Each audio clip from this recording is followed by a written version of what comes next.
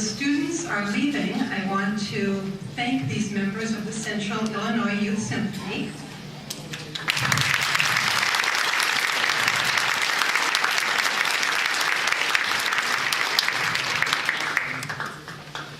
They made a really quick exit not to be disruptive. The students were Courtney Silver on violin, Lance Jesherin, violin, Michael Reddick on viola, and Carmen Kleffenstein on cello. They're all principals in the youth orchestra. Courtney Silver won this year's Young Artist competition, and she will perform with the Peoria Symphony in April. They're very talented.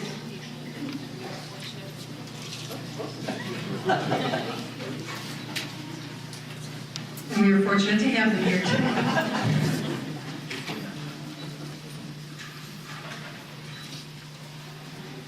My name is Roberta Koshelski. I'm the grants coordinator here at Peoria Public Library, and I'm also the co-chair of the Peoria Reads program.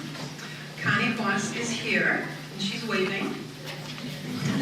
She is the other co-chair of our committee.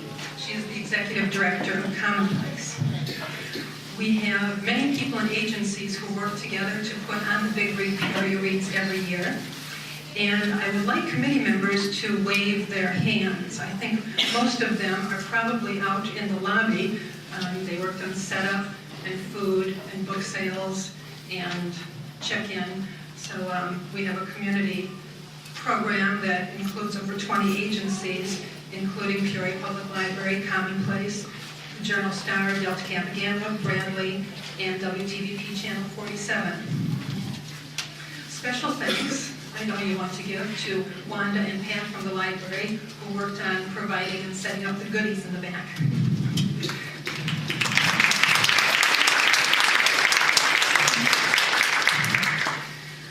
Funding for the Big Read Peoria Reads comes from several agencies. Our big funders are the National Endowment for the Arts through their Big Read program, the Illinois Humanities Council, and the Community Foundation of Central Illinois.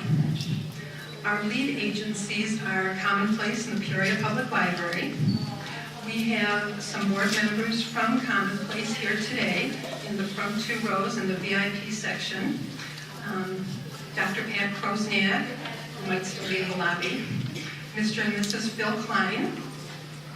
Go ahead and wave as I say it. Mr. and Mrs. Dick Crittlebaugh.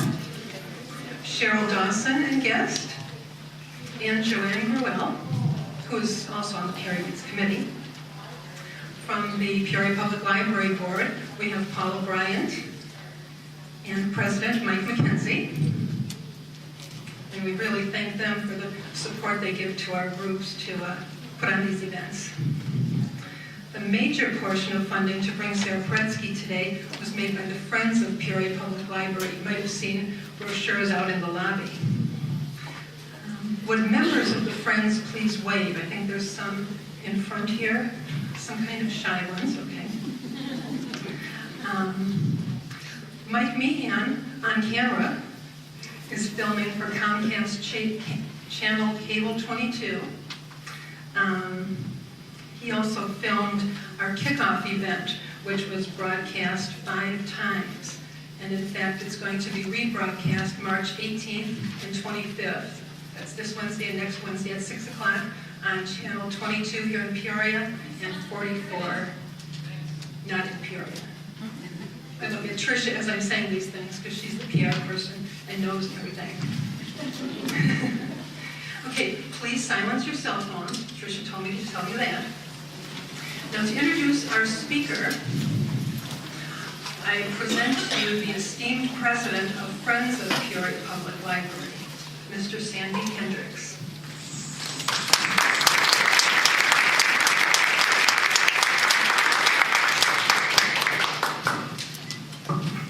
Can you hear me all right without holding up the microphone, or can you hear me okay? Yeah. All right, very good. I don't know how esteemed I am, but I am in fact the president of the board of directors of the Peoria Public Library, which I've been for the last 5 years, largely because the first year that I was elected president, I failed to attend the meeting. and no one else wanted the job. So I've been in it ever since. The Friends are very happy to participate in this event, as we do every year, and to have Sara Paretsky here. She's going to be speaking about the subject of this year's Peoria Reads, which is The Maltese Falcon, and its author, Dashiell Hammett. A lot of you might think it's Dashiell. I thought that myself until some time ago, and I was told that he always liked to have it pronounced the proper way, which was Dashiell. But she's going to be speaking about him and about the Maltese Falcon and about the influence that Dashiell Hammett has had on both her career and on her life as well. Ms. Paretsky was born in Ames, Iowa, so she's a Midwesterner, but she grew up, for the most part, in rural Kansas. She attended Kansas University, and while she was there in 1966 on summer break, she went to Chicago.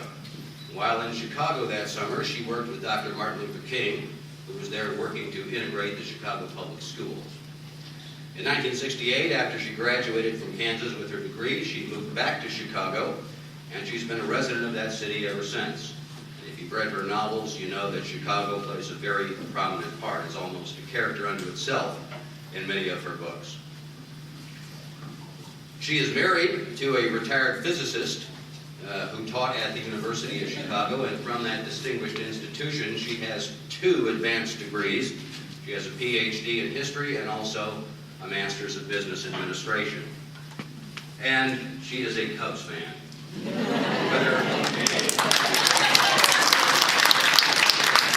Whether or not the term long-suffering applies, I will leave to her. But it is spring, and for Cubs fans, of course, spring, hope springs eternal in spring. Ms. Paretsky began her writing career in 1982 with the publication of the very first V.I. Warshawski novel called Indemnity Only. V.I. Warshawski, as you probably know, is her fictional private detective who's appeared in 12 of the 14 novels that she's written. I believe she's currently at work on a new V.I. Warshawski novel, which is not yet completed. But she's also written 2 short story collections, an essay collection entitled Writing in an Age of Silence, and she's been the editor of several short story collections about women detectives and women in the mystery field.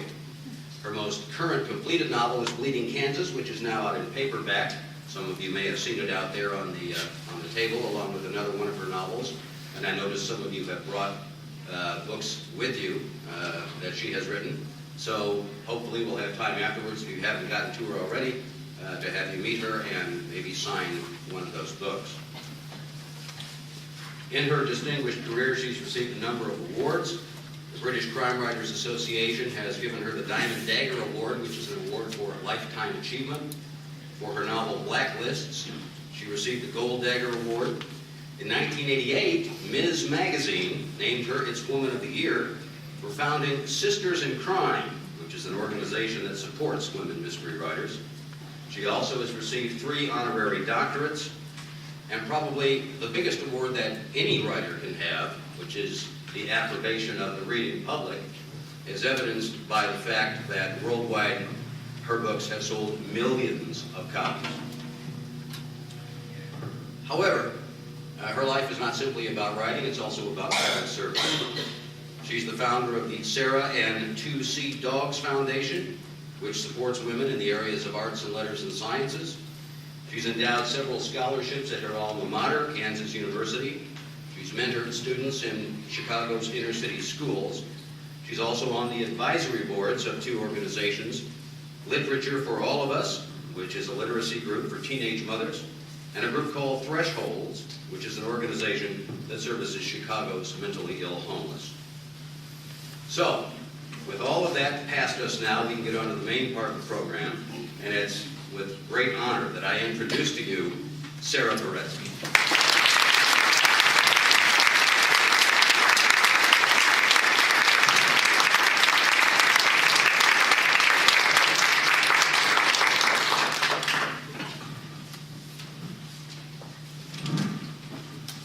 I'm going to just put this one backwards. Thank you, Sandy Hendricks. Thank you, everyone the library, the Friends of the Library, who I know are so critical for the library's ongoing success, the library board, Mr. McKenzie, and Roberta especially, who I've been working with while getting ready to come here.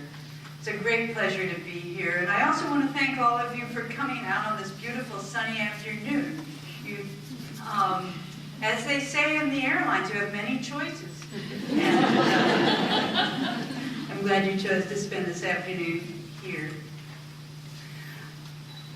Libraries are such an important part of readers' lives, but also of writers' lives. It was because public libraries bought my first book that I have a writing career. My first book, they printed 4,000 copies. 2,500 were bought by the libraries of America. And those sales were enough that the publisher asked for a second copy. But more than that, libraries are really bastions of free speech in hard times. And it's been the public libraries of this country, well, private libraries also, that have taken a really strong stand for free speech, for the First Amendment over the last decade. Librarians in Connecticut have gone to prison to protect the privacy of their readers. Librarians all over this country, for not very much pay, have gone out of their way, risked imprisonment, risked a program to protect their readers, and we all owe them an enormous debt of gratitude. I think one feels that especially coming into this library. I didn't know this until I got here, but your preview room is a testimony to the long history the public library of Peoria has for standing up for free speech, because that room was built after a McCarthy-era lawsuit against the library, in which apparently the library showed a movie that was just about life in foreign lands, but showed life in some communist land in too favorable light. So as part of the settlement, the library had to agree to put a preview room up where concerned citizens could see movies before they polluted the minds of the local population. This is especially fitting in light of Hammett's life and career, and I'm sure a lot of you know about this already, but we'll get to it in a little bit, as to why that's especially relevant. My copy of The Maltese Falcon, I first read this book 40 years ago. I took one of the first classes in popular culture taught in this country by John Coelty, and so my very worn book goes back that far. I brought it in case there were any tough questions that I had to quickly go back and look at. After reading The Maltese Falcon, I went mooning about in a daze of love such as I had not known for any character since I encountered Sir Lancelot. Dorothy Parker wrote this in the New Yorker in 1931. She added that she had read the book 30 or 40 times since its publication a year earlier. The cynical journalist was not the only woman felled by Spade or his creator. Dozens went to bed with Dashiell. This is going to be a hard thing for me to remember. I've been calling him Dashiell. Dozens went to bed with Dashiell Hammett when he moved from San Francisco to Los Angeles to join the throng making money in Hollywood. Lillian Hellman even left her husband in Los Angeles to follow Hammett when he moved to New York in 1931. Hammett, who was married, had already abandoned his wife and two small daughters, and he had been living with another woman, the writer and musician Nell Martin, before he met Hellman.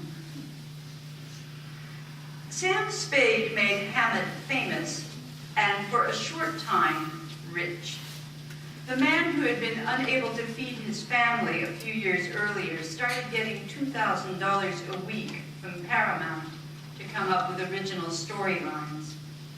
Hammett threw the money away on lavish parties that cost as much as $10,000, that's $140,000 in today's money, and on long weekends of drinking with starlets and other writers in California.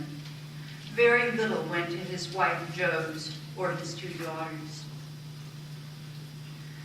Serious illness had made it impossible for Hammett to work consistently in the 20s, and he had turned to writing both to make money and to gain the respect of his family back in Baltimore, which is where he grew up. His father, who like Hammett he grew up in rural Maryland, but the family moved to Baltimore. His father, like Hammett, was a serious drinker and had never managed to support the family.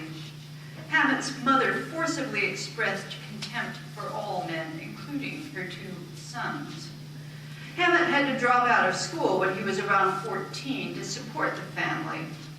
In 1918, he joined the Pinkerton Detective Agency, but after a few months, he enlisted in the Army as the war in Europe was winding down.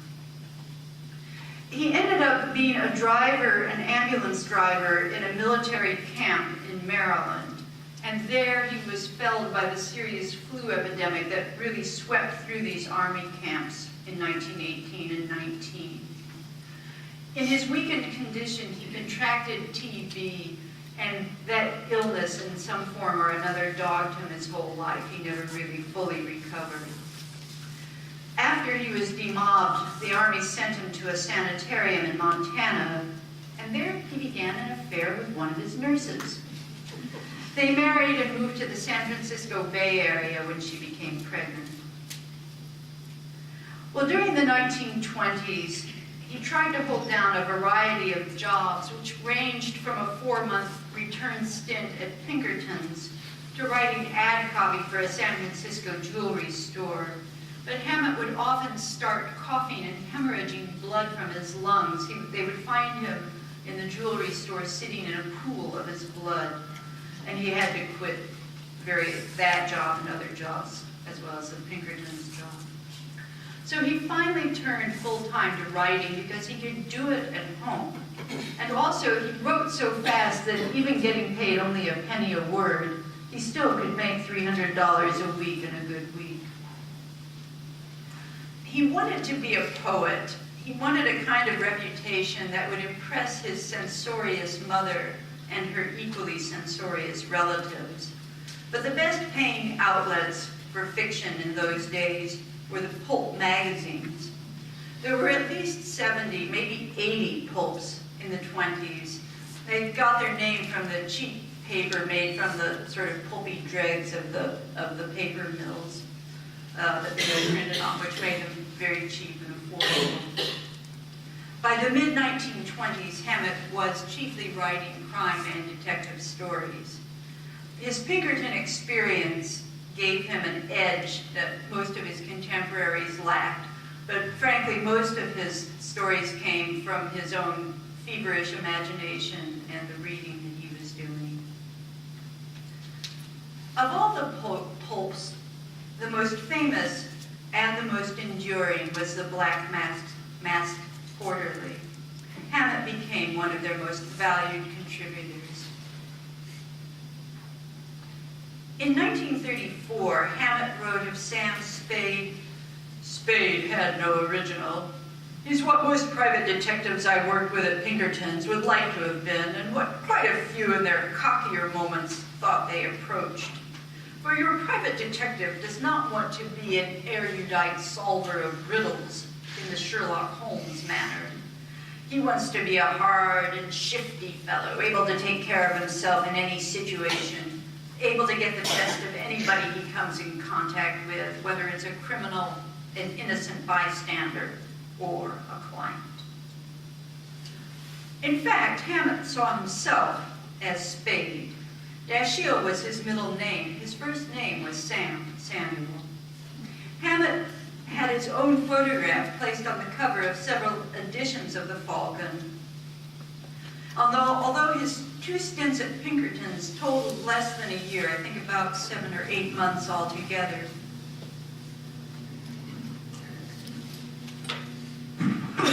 Excuse me. His 2 stints at Pinkerton's only totaled about 7 or 8 months altogether.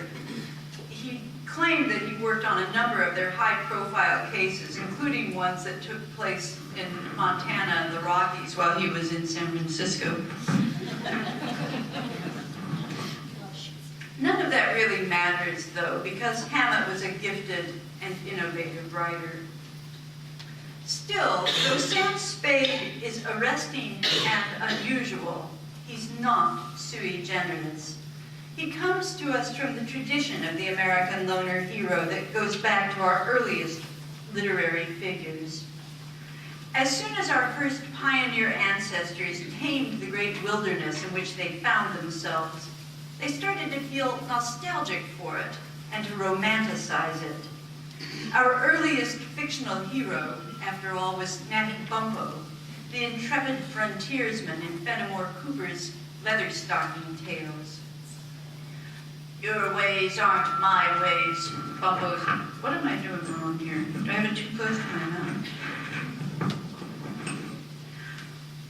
Your ways aren't my ways, Bumppo says to the Englishwoman Elizabeth at the end of the first Leatherstocking novel. I love the woods, and ye relish the face of man. I eat when I'm hungry and drink when I'm dry, and ye keep stated hours and rules. I'm formed for the wilderness. If you love me, let me go where my soul craves to be.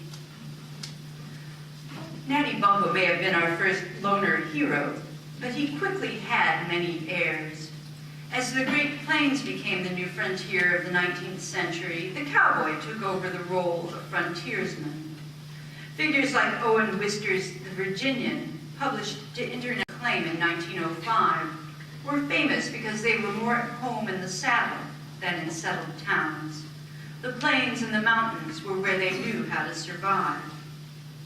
Natty Bumppo once traveled 70 miles alone with a rifle bullet in my thigh, and then I cut it out with my own jackknife. The man who could do that had to be a hero, not a fool. He set the standard for the American ideal of the individual. A literary-minded person might describe the hero like this.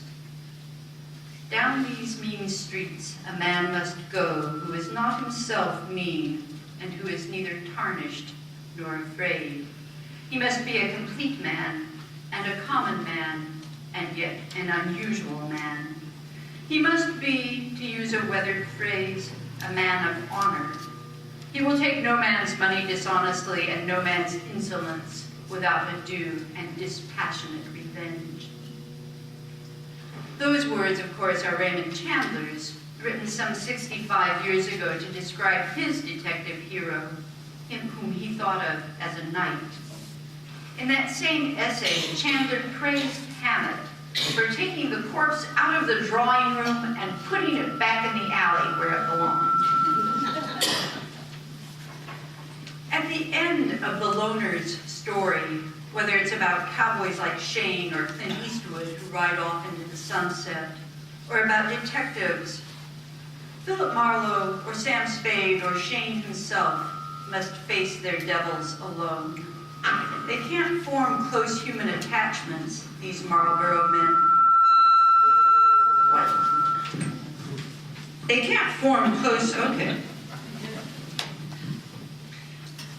They can't form close human attachments, these Marlborough men, because in this mythology, wives, children, even friends get in the way of heroism. Loner heroes have another salient quality. They take justice into their own hands. Because they're working on the side of right against people who may be perverting the law, we trust their intuitive honor as being better than the law.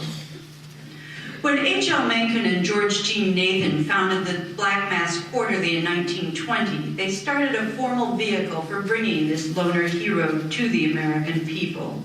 And that is the place where both Hammett and Chandler got their start as writers. Another writer, Carol John Daly, wrote for the earliest issues of the Black Mass, and he really created the hard-boiled detective in 1923.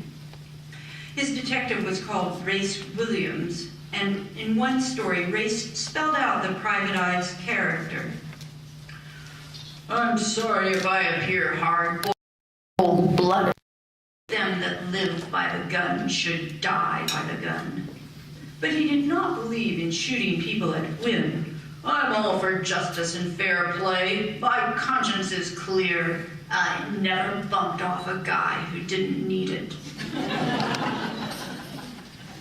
Grace Williams also laid out the hard-boiled detective's attitudes on justice and morality. He said, "Right and wrong are not written on the statutes for me, nor do I find my code of morals in the essays of long-winded professors. My ethics are my own. I'm not saying they're good, and I'm not admitting they're bad, and what's more, I'm not interested in the opinions of others on that subject." At the outset of his writing career, Hammett's characters were even less concerned than Grace Williams with ethics, even on such a personal level.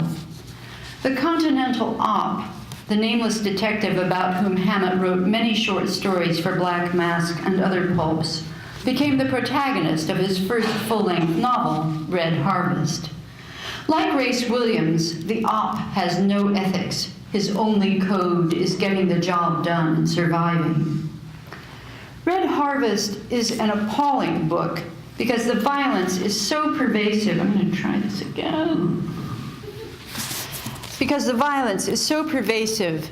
Can you hear me in the back now? Yes. You can? Yes. I know what the problem is. I have this, I think, it's bonking into this gold doodle. Let's try it over here. Red Harvest is no. You know, my dog is in the car, and I feel like this microphone obeys me just about as well as my dog does.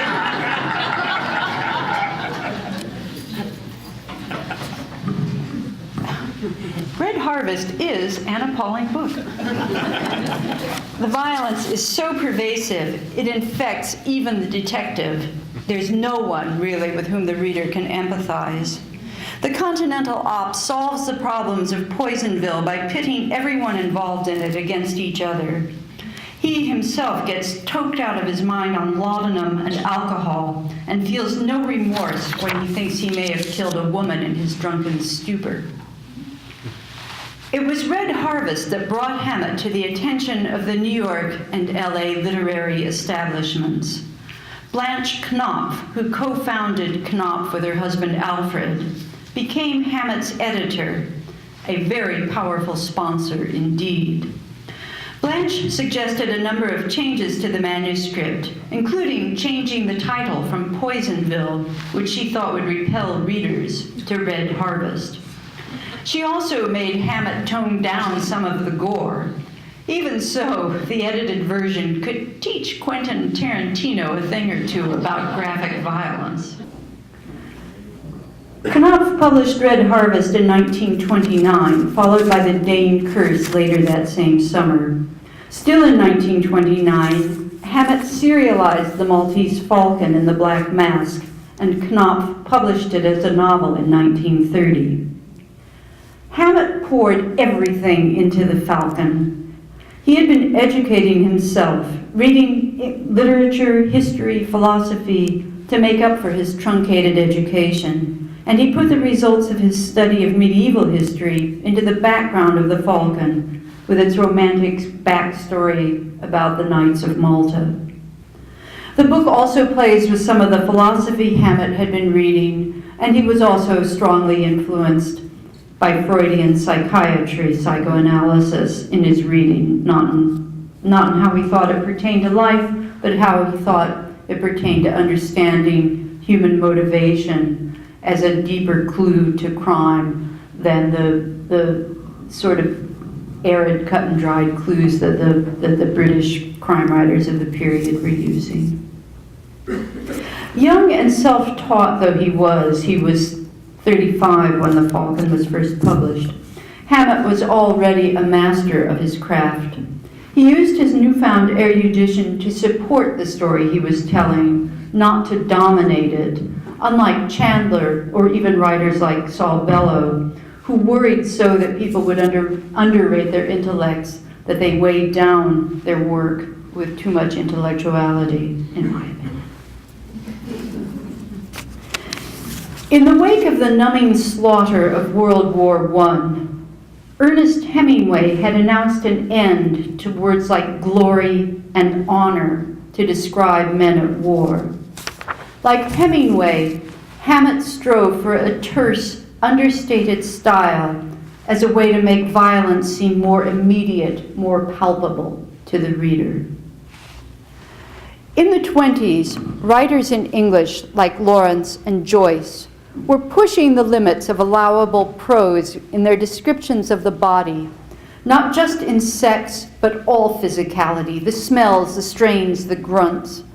For Hammett, like these so-called mainstream writers, the physicality of his characters is central to the novel. But again, unlike someone like Lawrence, who's obsessed with making his sex scenes dominate the story, in the case of Hammett, the story controls the physical nature of the characters. Actually, when I wrote my fourth book, Bitter Medicine, my editor made me take out a passage where VI is desperate for a bathroom. I think in the 1980s it was still only men who needed to pee.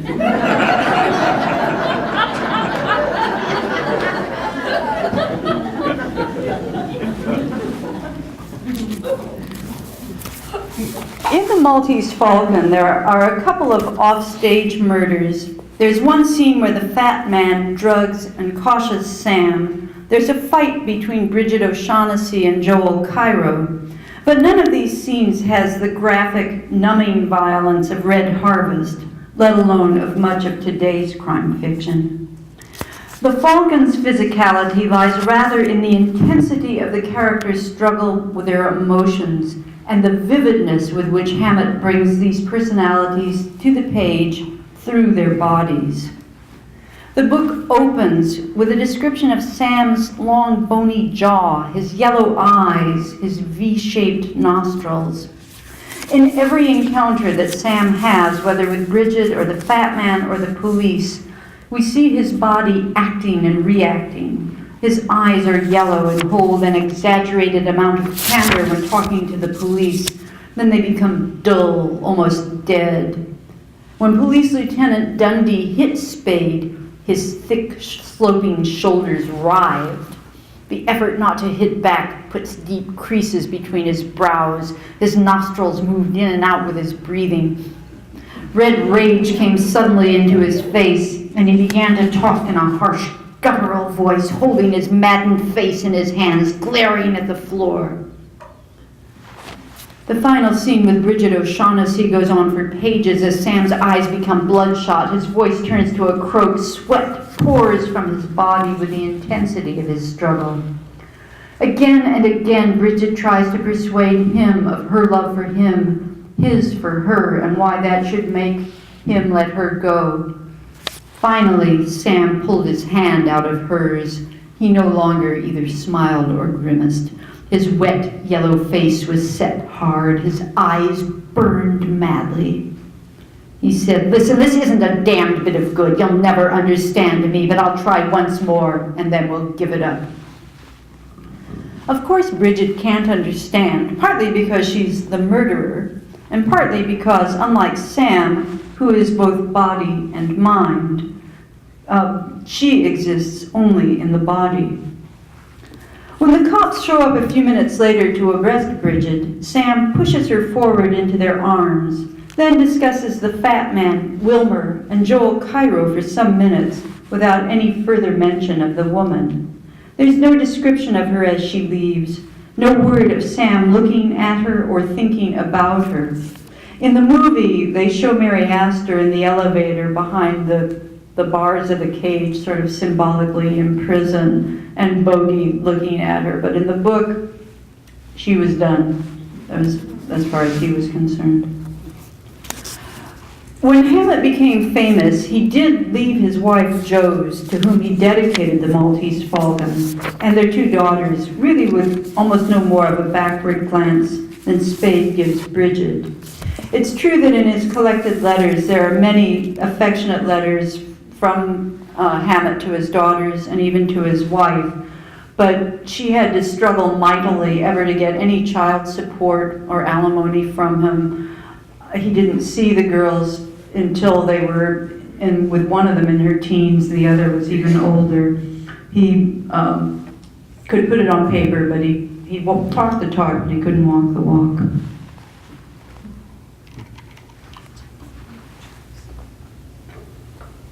Hammett's problematic relations with women included numerous one-night stands and an uncontested rape charge brought by the actress Elise de Vian. As this was a civil charge, Hammett paid damages without undergoing a criminal prosecution. While Hammett and Hellman had a relationship that lasted until his death, it was interrupted not just by the war, the Second World War, but by Hammett's financial and alcohol problems. Hammett and Hellman were estranged for 5 or 6 years after the war, but he did begin working with Hellman on some of her own writings in the early 50s. However, they never lived intimately together again. Hammett's complex character included intense patriotism, so much so that despite his age and his continued poor health, he again enlisted in the Army in World War II. He was turned down on physical grounds. He was 48 at the time, but he pulled strings, got sent to an Army station in Alaska, and taught school there and wrote for Stars and Stripes. Hammett was also a tireless organizer. He and Hellman essentially created the Screenwriters Guild in the 30s. It was an organization that had started and stopped. People were afraid of being labeled as communists for forming organizations like that, and Hellman and Hammett pulled it together and made it happen. Hammett became a passionate advocate for racial justice. After the war, he was an avowed Marxist, and he helped found something called the Civil Rights Congress, which provided bail money for communists and for labor organizers. He lobbied for anti-lynching legislation. He used his civil rights organization to help raise money for African American labor leaders at a time when that was a significant risk of reputation and sometimes even of life. From the 1930s well into the 1970s, the FBI, HUAC, Senator Jim Eastland, and others ran a successful public campaign to label anyone who worked for racial justice as a communist. The fact that Hammett was a Marxist, if not a communist, made him an inevitable target of the House Committee on Un-American Activities. He spent 6 months in a federal prison in 1951 when he refused to testify to HUAC to give them the names of the donors to his civil rights organization. That's why I think it's so fitting that we're here with the preview room in this library, a fitting homage to Hammett. A few years after leaving prison, Hammett was back in front of Congress, this time before Joe McCarthy's committee. The senator believed Hammett could only have named his first novel Red Harvest because he was a Red. It had nothing to do with the fact that Blanche Knopf had renamed it was irrelevant.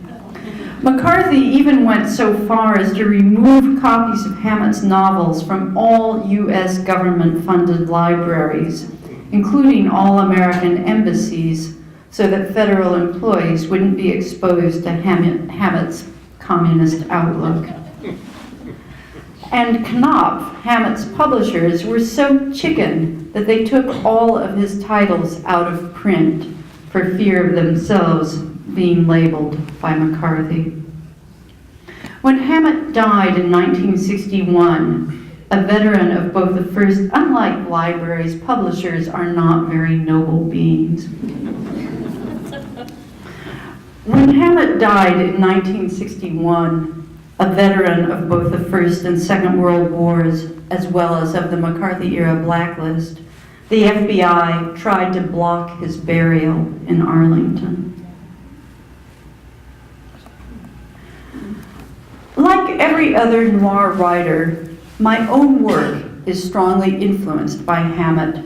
So much so that a few years back I wrote my own homage, a Shaggy Falcon story, if you will, called The Maltese Cat. It's in Windy City Blues, and Unlike most of the VI stories or most noir stories, there's not a murder. Everything that looks as though it's going to be a crime turns out not to be.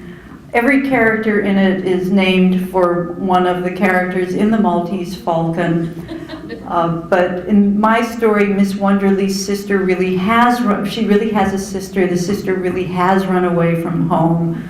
And there's a Maltese cat that Joel Cairo is trying to breed, who's at the heart of the story. My detective, V.I. Warshawski, operates like Hammett in a world of passionate engagement. V.I. exhibits the trait which Hammett and Spade made the hallmark of all subsequent literary private eyes, the understanding of human motivations that make it possible to sort out a crime. It's not forensic evidence that tells Spade that Bridget killed his partner, but his knowledge of Miles Archer. Only a seductive woman could have lured Archer into an alley and shot him at point-blank range.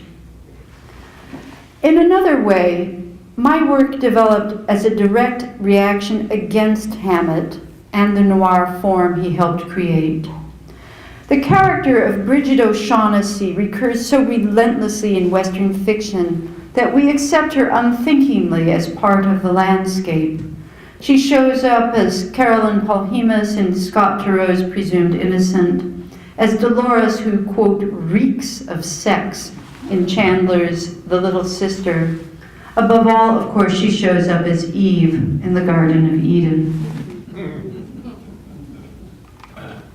The woman that thou gavest to me made me do it, Adam says to God in the oldest cop-out in history. In most fiction, except for romances, we know when we see a beautiful woman that she will spell trouble. One of the earliest examples of a true thriller is Mary Braddon's Lady Audley's Secret. Professor Carter is smiling at me. An international bestseller after its 1861 publication, Lady Audley presents the stereotype of the sexually alluring female who uses men to further her social and economic aims and then destroys them.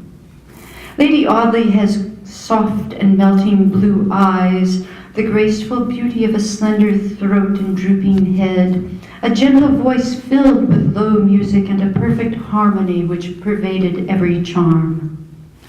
Victorian readers were shocked to find that she was actually a villain, but by 1930, most readers knew when they saw a beautiful Bridget O'Shaughnessy, especially when readers saw her getting into bed with Sam, that Bridget was up to no good. There are three major women in the Maltese Falcon: Iva Archer, a 30-something blonde of ripe sexual charms who's married to Sam's partner Miles but is having an affair with Sam, Effie Perrine, who is Sam's secretary, and Bridget O'Shaughnessy, the client who sets the wheels of the story in motion. Effie, a boyish and guileless young woman, opens the story by ushering in Bridget, who is soft, stylish, and appears touchingly shy and vulnerable. One of the things that always amazes me is Bridget can blush on command. I think that's a real gift. Effie knows Sam will want to see Bridget because the girl is a knockout. Bridget gives Sam an assumed name and an assumed story about a sister who's gotten involved with a dangerous gangster. From that moment on, we're involved with a deception of her making, which only Sam can see through and cut through. Bridget kills his partner, gets Sam to do her dirty work in looking for the Falcon so that she can double-cross her accomplices, and then at the end she tries to seduce Sam so that she can get off the hook. As a foil to Bridget O'Shaughnessy is Sam's secretary, Effie Perrine. Sam never calls her Effie, though. She is always Angel. And Effie is an angel. In contrast to Bridget's sultry sensuality, Effie's eyes were brown and playful in a shiny, boyish face. The fact that she's boyish in her looks means that she's not a sexual and therefore predatory female. Sam can trust her, but her boyishness also makes her naive. She believes in Bridget. She tells Sam that despite the two phony identities the client has used, I'm for her. I don't care if she has all the names in the phone book. That girl is all right, and you know it. At the end of the book, the angel cannot accept the fact that Sam sent Bridget over. Women work on intuition, as Sam tells her off and on throughout the novel, but a man has to deal in justice. So much for your woman's intuition, Sam said. Effie's voice was as queer as the expression on her face. You did that, Sam, to her? He nodded. Your Sam's a detective. He looked sharply at her. He put his arm around her waist, his hand on her hip. She did kill Miles, Angel, he said gently, offhand, like that. She escaped from his arm as if it had hurt her. Please don't touch me. I know you're right. You are right, but don't touch me, not now.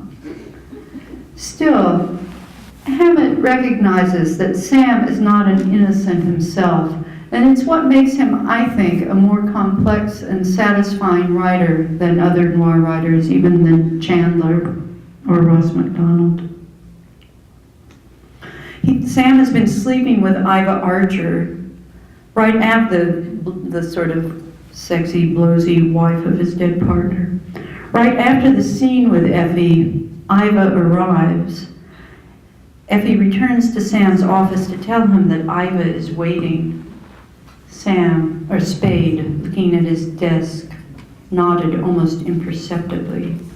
Yes, he said, and shivered. Well, send her in.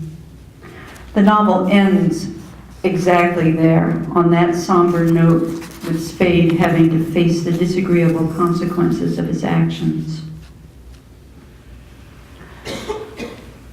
I grew up in a world of books, but like Hammett, I also grew up in a world of negative expectations.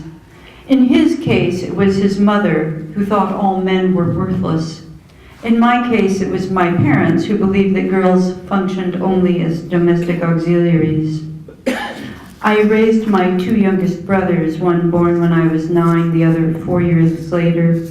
I was in charge of all the house cleaning. When I was 7, my mother stood me on a chair next to the kitchen counter and had me bake a cake and cookies for my father and brothers, a weekly baking stint that lasted until I left their house at 17.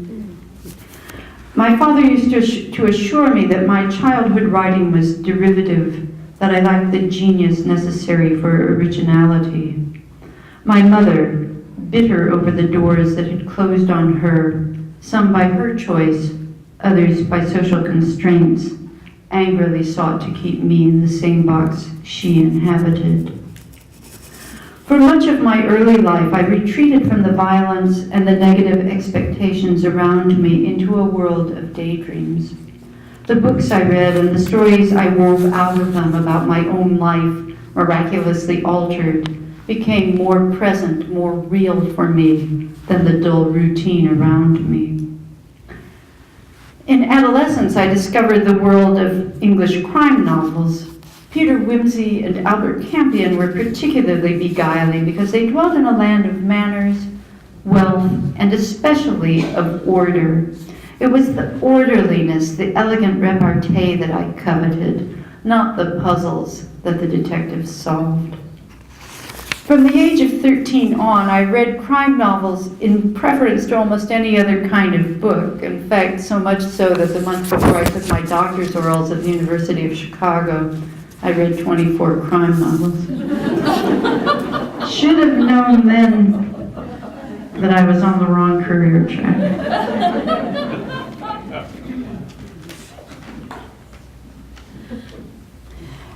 As I became a more sophisticated reader, I also discovered that the lives of women in fiction were as much, if not more, limited than my own.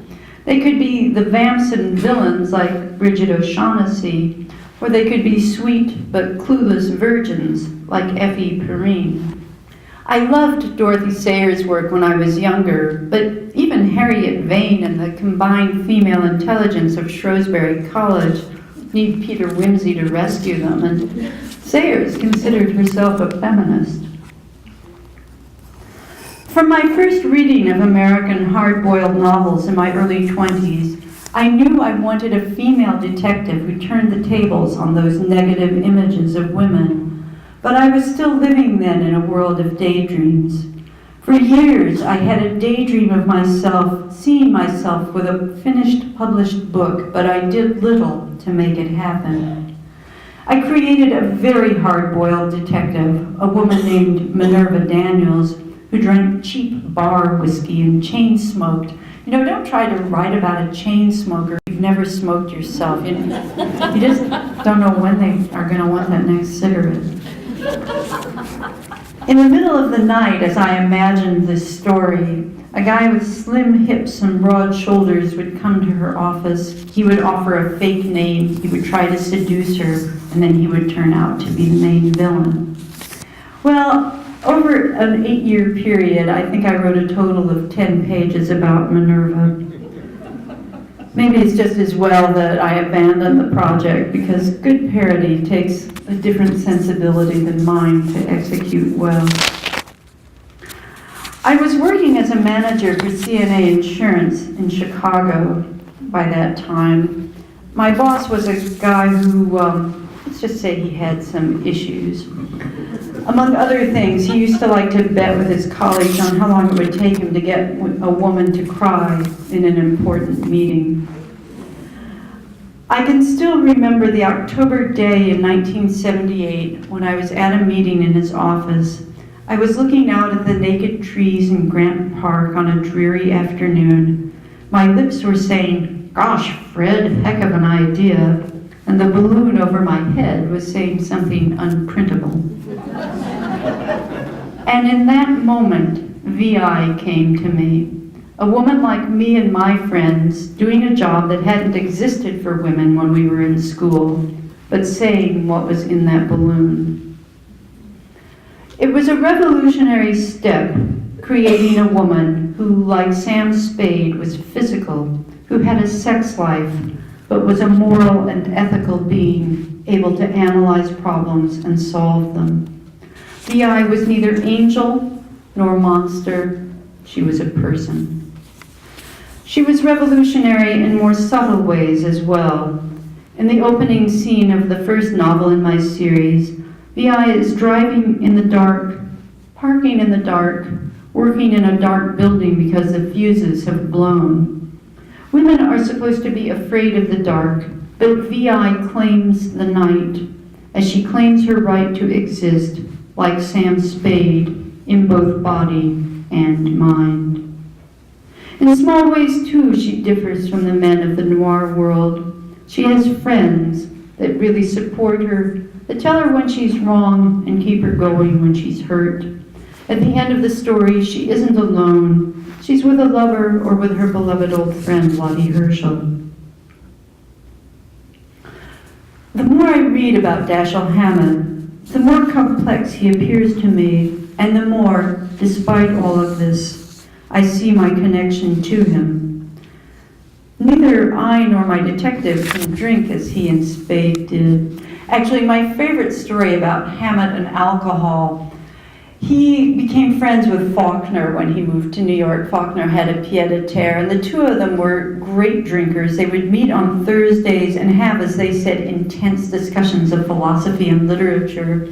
And it would become Monday, and time would have passed, and they wouldn't even have noticed, so deep were their discussions. Well, one Saturday, Bennett Cerf, who was Faulkner's editor, stopped by to see how his prize horse was performing through the alcohol haze. And Hammett was there, and the two philosophers got really miffed when Cerf stupidly revealed that he had been invited to dinner at the Knopf's to meet Willa Cather. They thought they should have been invited too, and they bullied Cerf into getting them included in the invitation. So they showed up at 8 that night at the Knopf mansion, and both men passed out in the foyer. Blanche Knopf's servants were able to revive Faulkner, prop him up at the table, but they couldn't bring Hammett back to consciousness. They had to carry him down to a taxi and pay the cabbie to take him back to his studio apartment and carry him up, put him to bed. Early in the Maltese Falcon, after Spade has seen his partner's dead body, he returns to his apartment. While he waits for the police, he drinks 4 glasses of neat rum in the space of about an hour. And when the 2 detectives arrive, he drinks another. And carries on the fluent back chat that Hammett perhaps imagined he was having with the Knops and Willicather. I have to say, 1 glass of neat rum and I would be ill for 36 hours. 5 in an hour and I'd probably be dead. VI occasionally drinks neat whiskey, Johnny Walker Black. That was another thing. Minerva was drinking cheap bar whiskey, and I thought, VI, she gets beat up a lot. She takes hits that I'm not willing to take. I'm going to give her my scotch. Oddly enough, I get angry letters from readers, from women, way more than from men, who don't think that she should be drinking whiskey. It's not appropriate for women. Chardonnay, feminine women stick to Chardonnay.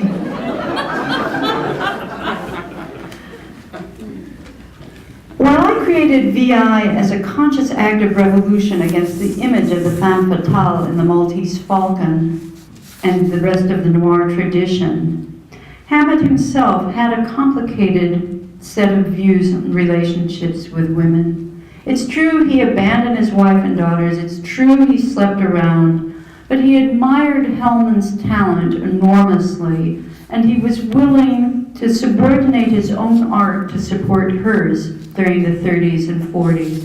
It takes a man of a certain amount of courage to be willing to do that and to do it in a public way. Hammett also set the bar high for public figures in the work he did on behalf of the dispossessed and the disenfranchised. His willingness to prison rather than to name names to HUAC was much on my mind in the days of fear we went through after 9/11. It's why I wrote the novel Blacklist, set against the backdrop of both the McCarthy era and the Patriot Act, and why I began lecturing on writing in silence, on the ways in which both the government and public hysteria were trying to unknit our civil liberties. Like most people, I didn't want my name on government watch lists. I didn't want my phone or email accounts tapped. But Hammett stood in front of me. He kept reminding me that the true heroes are those who speak more than those who beat people up and shoot them. There were days when my knees shook so much as I spoke that I had to grip the podium to get through a lecture. But Hammett's example stood before me.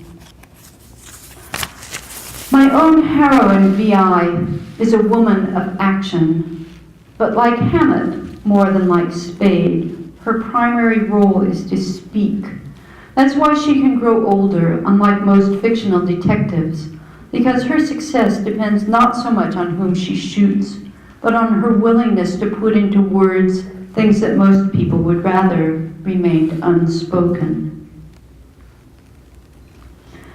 Because my own great comfort comes from other writers' words, my hope is that my stories, like Hammett's, may also bring readers some solace in the night.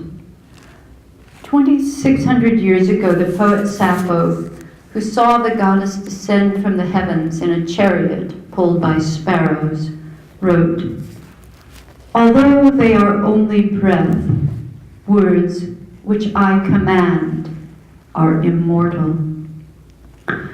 As a child, in the world of books and daydreams where I sought refuge from the violence around me, I yearned for magic, for the passage to Narnia or other fairylands. As an adult, I watched the sparrows outside my window closely.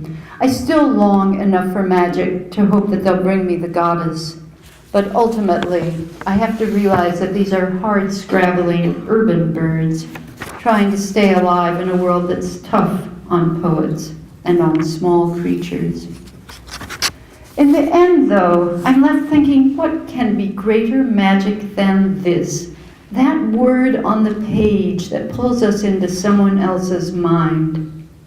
James Michener, who died in 1997, once recalled how his adoptive mother drew him out of the grim poverty they inhabited into new worlds through books.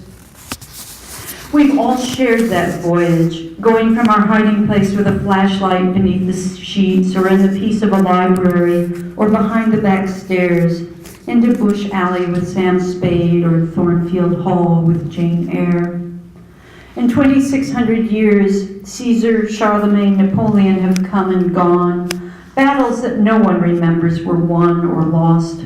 Men whose names are long forgotten strutted and fretted their hour upon the stage.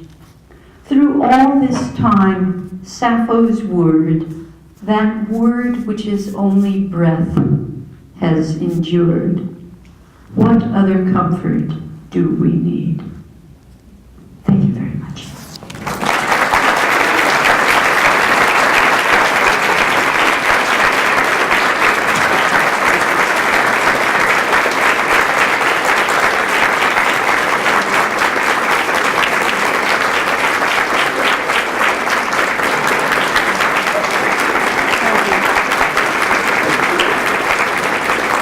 Thank you. Are we doing some questions? I'm not being very attentive to the clock. Is there a time that... 5 to 10? Sure, whatever you want. Are there any questions or even answers? Anything except the Cubs' chances this year? Yes. Why did you consciously choose to make Chicago so much a part of your books? This is my first question. My second is your current opinion of your change. Why is Chicago so much a part of my books, and did my parents' opinion of me change? I came to Chicago, as Mr. Hendricks said, in the summer of '66. I was helping run a community day camp for kids on Chicago's South Side, and we would take them on expeditions. Many of them had never been on the L. They'd never been out of their neighborhood. I know there are quite a lot of people here from Chicago who know the city well, and you know it's a city of intense neighborhood loyalties. So these were kids who, they hadn't even been downtown to see the Marshall Field's windows at Christmas. They were in their neighborhoods. So we were taking them downtown. We took them to Wrigley Field. That was the summer I became a Cubs fan because, oh gosh, I grew up near Kansas City and the Royals were not there then. It was the A's who were just even more pathetic than the Cubs. But although we were on the south side, the White Sox wouldn't return our phone calls, and the Cubs gave us free tickets for our kids every Thursday. So, you know, in Chicago, the definition of an honest politician is one who stays bought. And the Cubs bought my loyalty that summer, and what a misery that's been. But we would take them downtown, and then we would ask them to tell us what they saw from their L windows, and we thought they would be, oh, the big buildings, the this, the that. No, they noticed the drunks passed out on the rooftops and the broken bottles, and I wasn't that old then myself. Of course, I thought I was old. I was 19, but it made a permanent impression on me that to look at the city with the eye of a 7-year-old and to notice those intimate details that are at eye level. I think also just being in the city that summer, being intensely connected to the community where I was working, to the bigger work that Al Raby and Martin Luther King and so on and so forth were trying to do, to be part of the city in such turbulent times, it got into my blood in a particular and personal way. If I'd always imagined as a child I would end up in Paris or London or even New York, but that was such a transformative summer in my life that it made the city part of me, and that's why it's such an intense part of the book. the books. As to my parents, my father became incredibly proud of me. It was very touching. My mother, bless her heart, had ambivalent feelings to the end of her life, but she had a hard time of it, so it's hard for me to falter too much. Yes. Go ahead. Yes, you. Early on, when you were developing VI as a character, were you thinking of any, say, particular actress that you were thinking maybe could play her in a movie at some time? Did I have a particular act? Can you all hear me? Oh, this wine. My arms are starting to ache holding it. What am I doing wrong that it's whining? I'm bending over. Okay.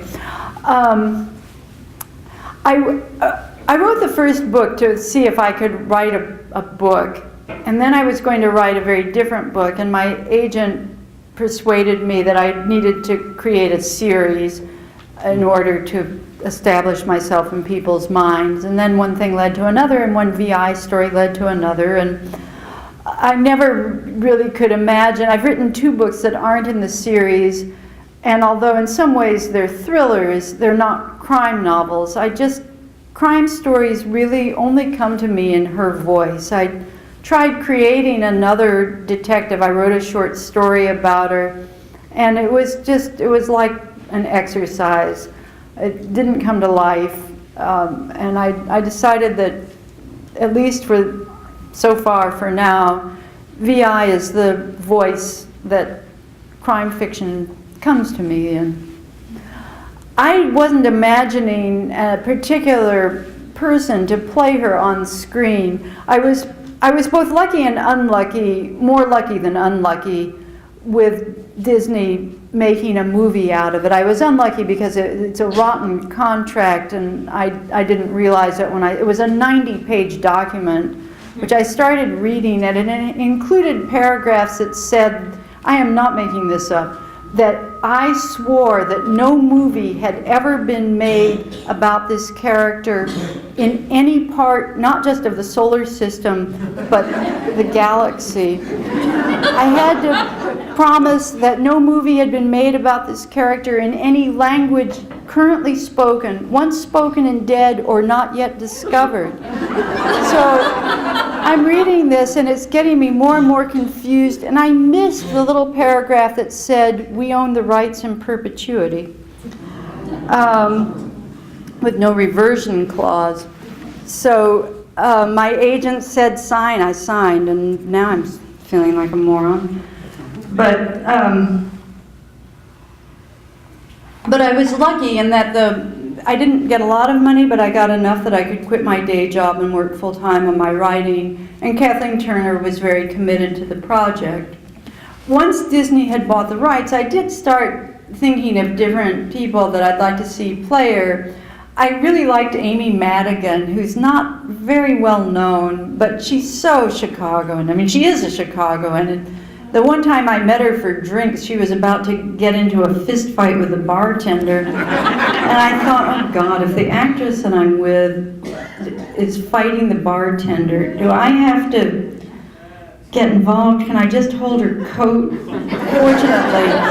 Fortunately, he was used to South Side pugnacious people of both sexes, and he diffused it before she was able to really slug him.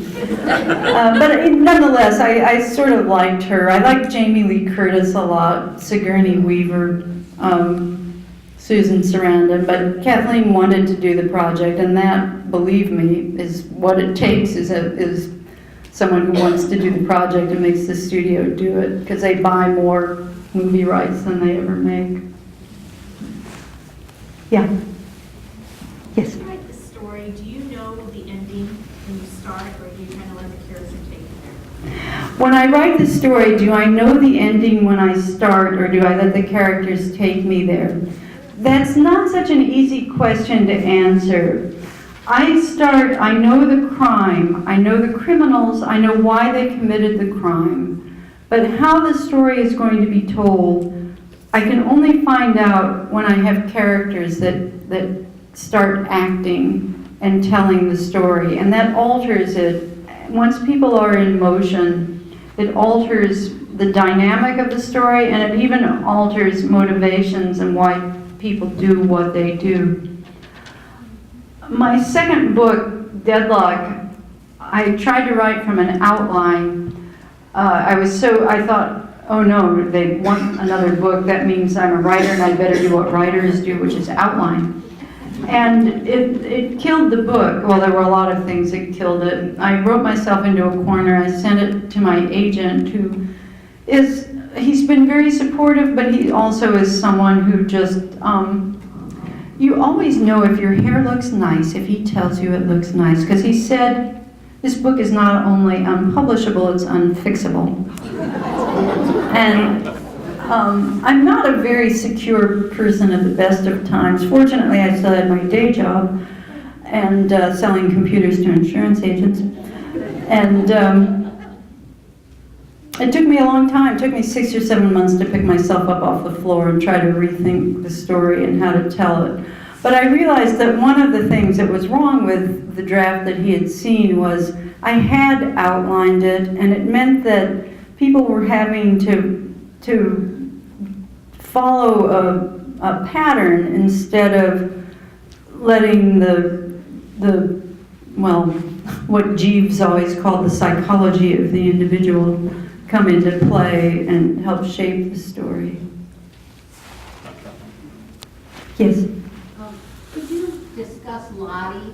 Is she patterned after someone you know or your background? Could I discuss Lottie? Could I ask someone to bring me a mix of the yellow stuff in the pitcher with water? Thank you.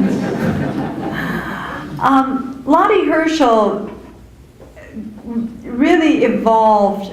I was so insecure. I was trying to prove that I could write a novel, and believe me, I sat with, I think it was The High Window, one of Chandler's books, open in my lap while I was writing. Of course, this is back before word processors, and even though I had been sent to secretarial school by my parents and was a fast typist, I was writing longhand. So I'm sitting there writing, looking down at the high window. Thank you.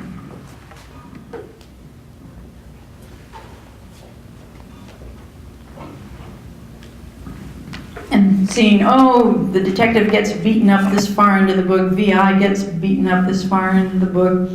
And then Rex Stout, and Rex Stout was another writer that I read a lot of. Rex Stout actually grew up about 6 miles from where I grew up in Kansas. We both went to little country schools. We both played baseball. He was there 60 years before me, but my school, we always had the worst record in the rural league that we played in. This is a digression, never mind. I played third base very badly. But I think it was my training. I was getting trained to be a Cubs fan. Rex Stout's school always beat ours handily. Anyway, he has Doc Vollmer, who lives down the street from Wolf and patches Archie up when Archie needs patching. And I thought, oh, okay, VI needs a doctor in her life. She needs someone, she gets beaten up, now she needs someone to patch her up, keep her from the emergency room. So Lottie just stepped in to fill that role. And then as the books progressed, Lottie's backstory became more and more important to me. And Lottie became a way in which it was possible for me to connect to my own family history. I am Jewish, as Lottie is. I walked away from Judaism for a lot of years, and I kind of walked back to it through Lottie. I think it's hard to grow up in a world where people only imagine you as a victim. And a lot of my family had been killed in the war. in Eastern Europe. And it was through Lottie and then finally through writing Total Recall with Lottie's backstory that I was able to find not a perfect peace, but an uneasy peace with my own family history. Lottie in some ways is a lot like my granny, my father's mother, who was, she was about this high, but I always remember her as being about this high because she was so vivid and so energetic, and she had this little bunch of black jet grapes that she wore as earrings that were just always in motion. And my granny, she worked in a sweatshop. My grandparents met walking a picket line for the ILGWU. But she was always impeccably dressed. She made her own clothes. And she walked the streets of New York in these impossibly high heels, about this high. This is my idea of a high heel. One day I was in a shoe store and I saw these black suede shoes with rosettes on them, and they were what my grandmother had always worn, and I bought them, and they were not cheap shoes, Terran Rose.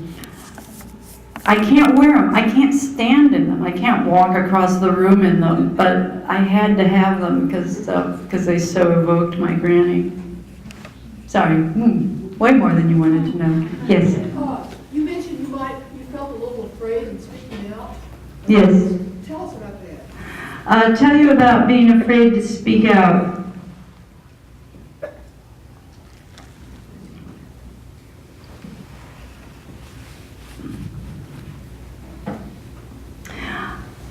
I was invited by a number of libraries and library associations to speak on issues about speech and silence and the chilling effects both of the Patriot Act and some of the other both public and private acts that took place in the wake of 9/11. And there were some places I went where it was very much what people wanted to hear, and there were some places I went where it was very much what people didn't want to hear. And I was at one library in Ohio where the reaction was especially intense against my speaking, and a lot of pressure was brought on me to they said, when Sue Grafton comes, she just gives us funny anecdotes about her life, and that's what we would like from you. And I thought, I really thought a lot about it. I thought, I want to be loved, I want to be popular, I want to sell like Sue Grafton does.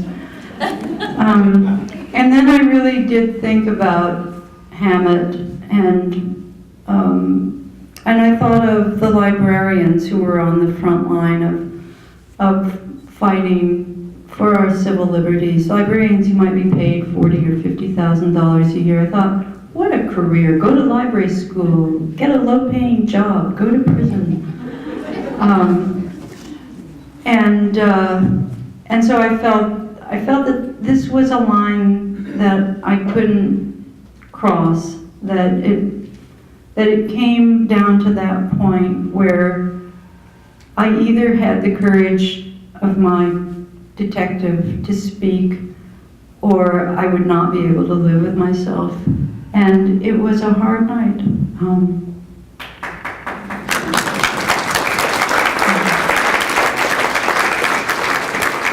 I hate the fact that I'm not very brave.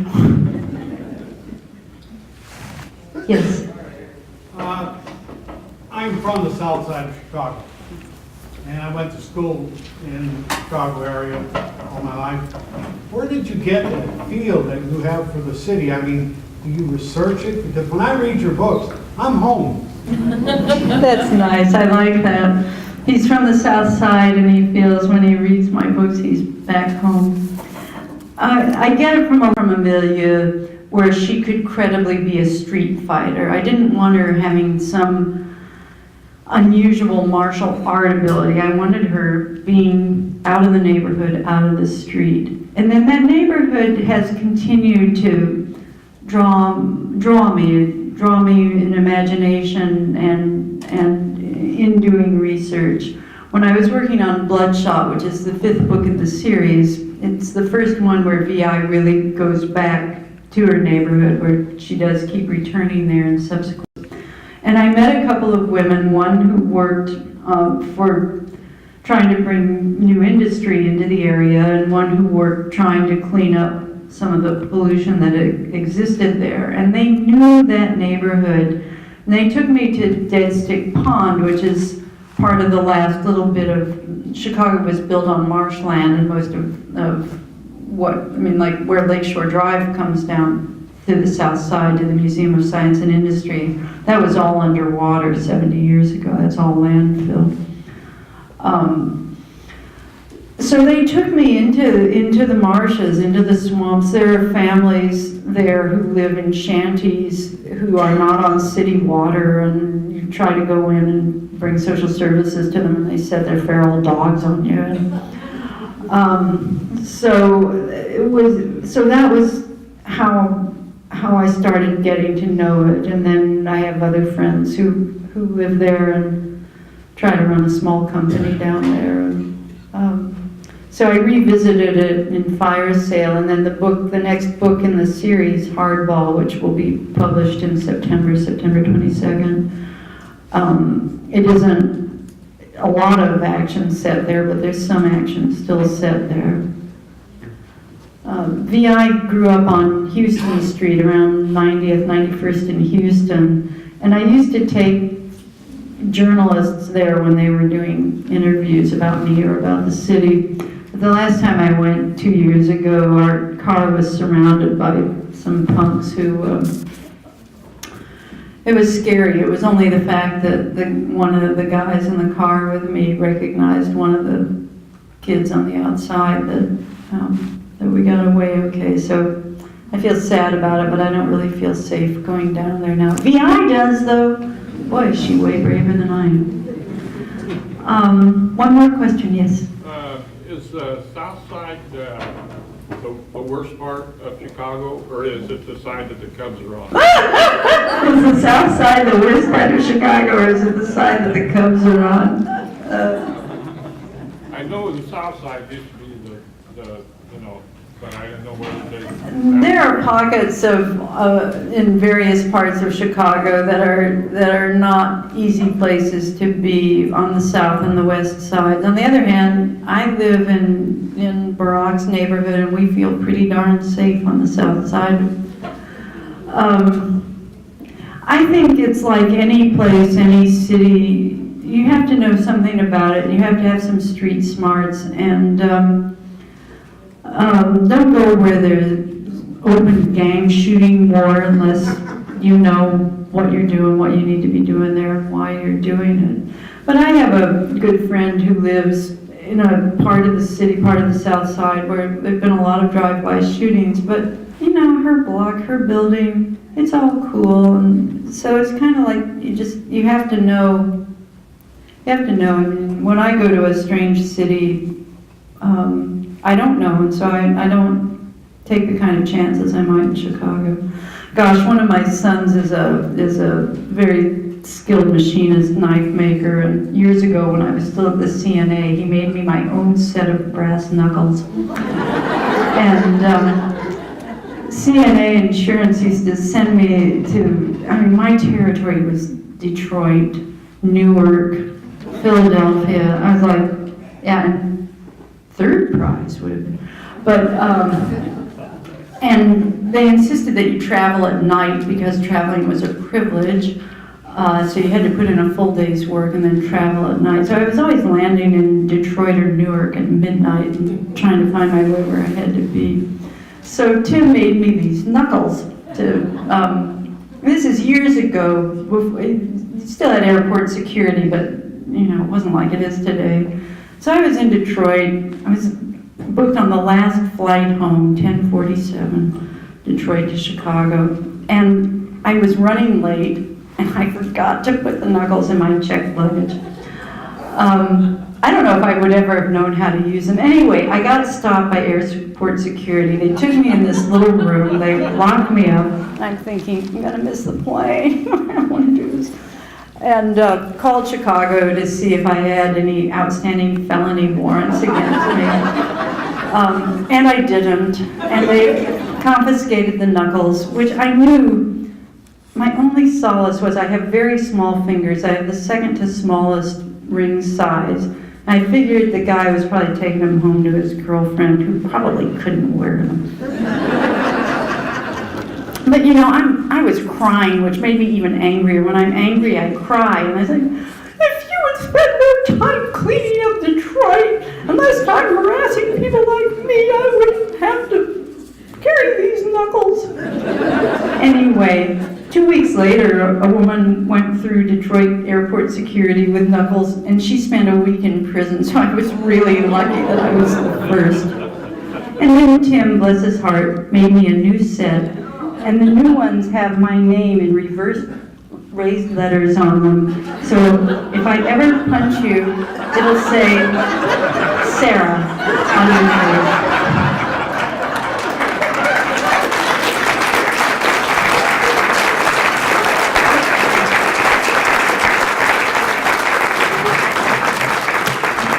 Wasn't that terrific?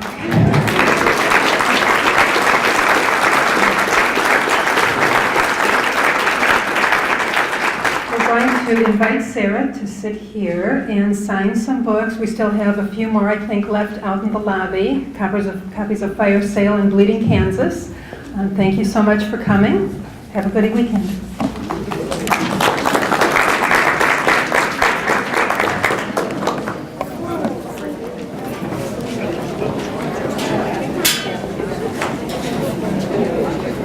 I have one question.